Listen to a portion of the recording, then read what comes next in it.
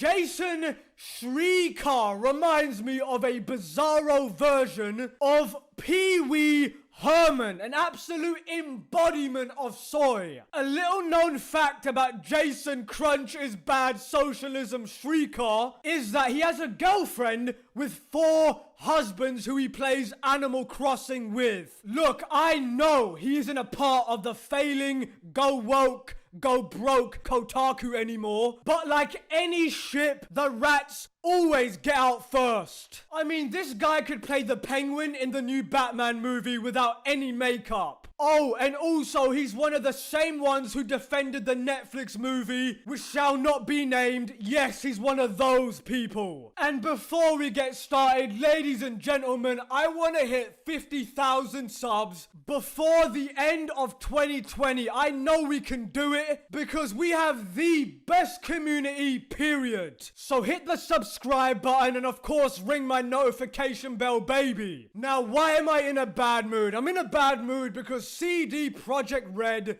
has done nothing wrong but leave it to the lazy media to twist the facts and willfully ignore relevant details. Because we have another case of a journalist lying. Wow, imagine my shock. They really do live by the motto, never let the facts get in the way of a good story. Just so Jason Screecher can farm more clicks for his already dying website and career. Because apparently the extra soft woke are trying to make a human rights issue out of 1 extra shift a week. Oh no, the horror. Are they gonna die from stress and pressure by working 6 more days? But yet every last one of these stupid journalists are comfortable wearing shoes that some poor kid in Wuhan, China crunched for 5 Winnie the Pooh dollars a month. Is only called Captain Crunch when we are talking about the ratchet video game industry. Because all of this is based around their favorite adopted mentality, victimhood. Because when you are a lazy journalist, desperate to stay relevant, it requires you to fabricate bullshit.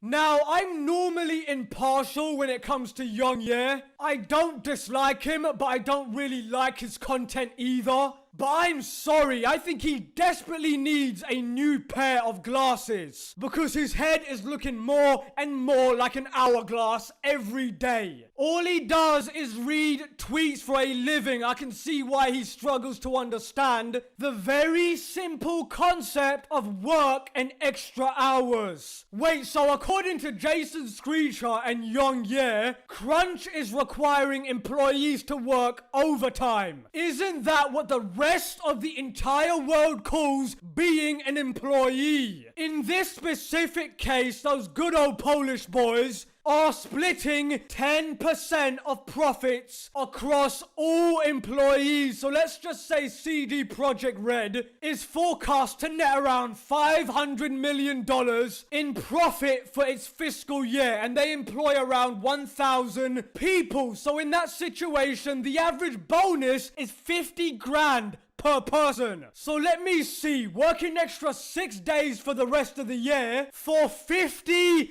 grand. Yeah, that definitely seems like slavery. Now, in Europe, where I live, it's literally impossible to crunch employees. We have paid overtime, but there's strict limits to how many hours people are allowed to work. In Poland specifically, overtime can't go over 8 hours. But then again, weirdos like Jason Screecher have never achieved greatness or met any deadlines in their pathetic, empty lives.